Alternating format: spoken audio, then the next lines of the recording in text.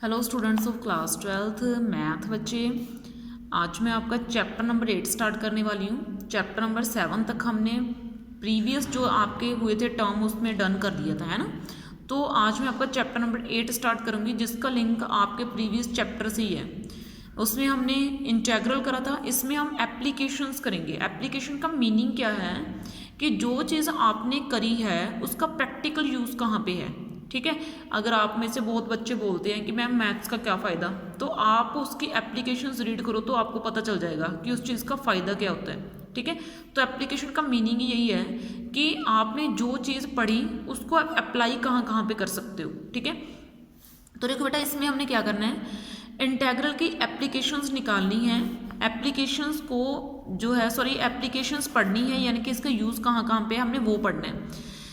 तो सबसे पहले इसका यूज़ क्या है, इसका यूज़ है कि हम एरिया निकाल सकते हैं किसी भी कर्व का, यानी कि एरिया ऑफ द कर्व, यानी कि हम एरिया निकाल सकते हैं कर्व का। अब एरिया भी दो तरीके से निकल सकता है। एरिया एक तो होता है बिल्कुल सिंपल एरिया, आपको फिगर दिखा दी, आपने देख ली और आपने उसका एरिया निकाल दिया, तो ये तो हो गया सिंपल एरिया। एक तो हम इंटीग्रेशन से सिंपल एरिया निकालना सीखेंगे। एक होता है थोड़ा डिफिकल्ट वाला, है ना। तो यानी कि area between two curves, area between two curves. और आपको ना ये जान के बड़ी खुशी होगी, आपके सिलेबस में से 8th B एक्सरसाइज कट गई है, ठीक है। यानी कि ये आपका सेकंड कंसेप्ट कट हो गया है, एरिया बिटवीन टू कर्व्स, ठीक है। ये CBSE ने आपके सिलेबस में से कट कर दिया है, okay. 8th B exercise area between two curves, यानी कि हमारे लिए तो वर्क और भी इजी हो गया। हमने तो कुछ नहीं करना, हमने तो जस्ट सिंपल एरिया रीड करना है, ठीक है। सिंपल एरिया इंटीग्रेशन के साथ हम कैसे फाइंड कर सकते हैं, बस हमने वो निकालना है, ठीक है। यानी कि आपके सिलेबस में ओनली 8th A एक्सरसाइज बच गई, ओके। तो देखो बेटा, इसको समझाने से पहले मैं आपको थोड़े से बेसिक कंसेप्ट समझाना चाहूँगी, ठीक है। फिर हम इसकी एक्सरसाइज और इसके क्वेश्चन के ऊपर वर्क करेंगे। तो देखो, इसमें ना सबसे पहले आपने एरिया निकालने के लिए दो चीज़ें समझनी है, ठीक है। एक तो आपने पॉइंट A समझना है, हो सकता है मैं आपको इस वीडियो में ओनली पॉइंट A समझाऊं, ठीक है। एरिया जो है अपनी मर्जी से हम नहीं निकाल सकते, मतलब हमने अपना दिल करा कि कहीं से भी कर्व उठाई और कहीं से भी उसका एरिया फाइंड कर दिया, ऐसे नहीं। हमारे पास एक ग्राफ है, आपको पता है कि ये इस ग्राफ होता है। अब ग्राफ के ऊपर एरिया तो किसी भी तरीके का हो सकता है, इधर भी हो सकता है वो एरिया, है ना। वो एरिया तो इधर भी हो सकता है, वाई एक्सिस की तरफ भी हो सकता है, मेरी बात समझे। एरिया तो एक्स एक्सिस की तरफ भी हो सकता है और एरिया वाई एक्सिस की तरफ भी हो सकता है। तो आपने इन दोनों चीज़ों का ध्यान रखना है कि एरिया कौन सी एक्सिस के सिमेट्रिक बनता है, ठीक है।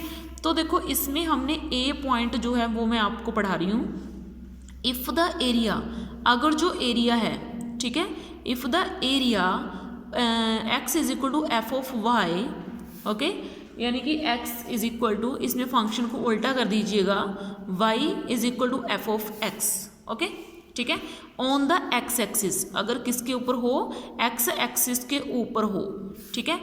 अगर मतलब एरिया कितना आएगा, अगर आपका ग्राफ किसके ऊपर बन रहा है, एक्स एक्सिस के ऊपर बन रहा है, देन सबसे पहले आपने क्या याद रखना है, आपने वहाँ पे x की लिमिट्स लेनी है।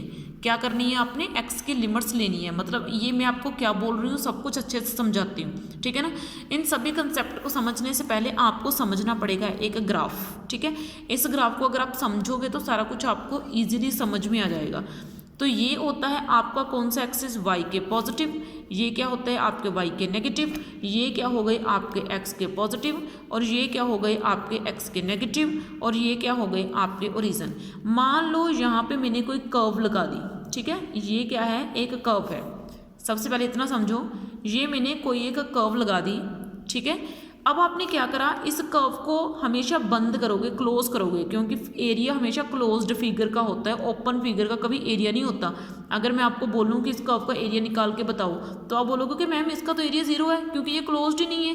तो हमने इसको सबसे पहले क्या करना है, फिगर को क्लोज करना है। तो हम फिगर कैसे क्लोज करेंगे, ऐसे स्ट्रिप्स लगा के, ऐसे स्ट्रिप्स लगा के, और स्ट्रिप्स देखो सीधी लगेगी ना, तो मैंने ये सीधी स्ट्रिप्स लगा दी, ठीक है।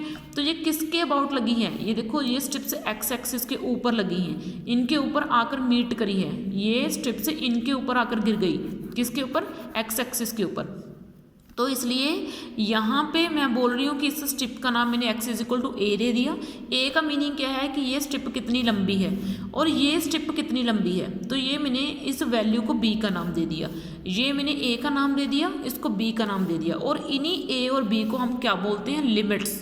क्या बोलते हैं, इन्हीं a और b को अपर लिमिट और लोअर लिमिट बोलते हैं। और इसके बीच में एक लगती है वर्टिकल स्ट्रिप। कौन सी स्ट्रिप, वर्टिकल स्ट्रिप। ये वर्टिकल स्ट्रिप इसलिए लगाई जाती है ताकि आपको स्पेशल मेंशन करवाया जाए कि आप एक्स एक्सिस के अबाउट वर्क कर रहे हो, आप वाई एक्सिस के अबाउट वर्क नहीं कर रहे हो। जब आप वाई एक्सिस के अबाउट वर्क करोगे तो आप हॉरिजॉन्टल स्ट्रिप ड्रॉ करोगे, लेकिन जब आप एक्स एक्सिस के अबाउट वर्क करोगे तो आप वर्टिकल स्ट्रिप ड्रॉ करोगे, ठीक है।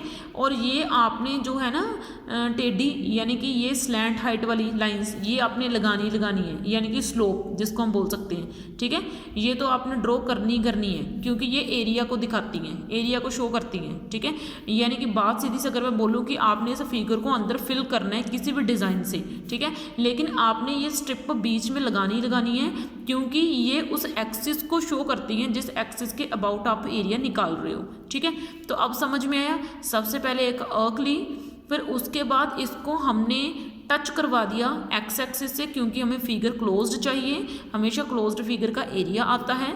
इसको बंद करने के लिए हमें एक्स एक्सिस के किसी पॉइंट को जो है लेना पड़ेगा, यहाँ पे भी एक्स एक्सिस की कोई वैल्यू लेनी पड़ेगी। तो मैंने यहाँ पे जो वैल्यू ली उसका b नाम दे दिया और यहाँ पे जो वैल्यू ली मैंने उसका a नाम दे दिया। और जो a और b है वो आपकी क्या बन गई, लिमिट्स बन गई, ठीक है। समझ में आई बेटा बात आपको इतनी सी, ठीक है। तो इसलिए मैंने ये लिखा था कि कोई भी फंक्शन जो हम लेंगे एक्स एक्सिस के अबाउट, यानी कि जो भी हम कर्व लेंगे एक्स एक्सिस अबाउट जिसका कुछ नेम होगा, उसके लिए हमें एक्स की ही लिमिट्स चाहिए होती हैं। तो ये इस लाइन का मीनिंग है, ठीक है, ओके। और देखो बेटा, तो आप यहाँ पे कौन सा फॉर्मूला अप्लाई कर सकते हो, तो यहाँ पे आपने जब वाई एक्स एक्सिस के अबाउट आप निकाल रहे हो एरिया, ठीक है, जब आप क्या कर रहे हो एक्स एक्सिस के अबाउट ले रहे हो तो आपने क्या करना है, ये वाला फॉर्मूला अप्लाई करना है, a is equal to A to B Y D X, ठीक है। कौन सा अप्लाई करना है आपने, a to B Y D X, okay, ठीक है। समझ में आई बेटा बात आपको इतनी सी।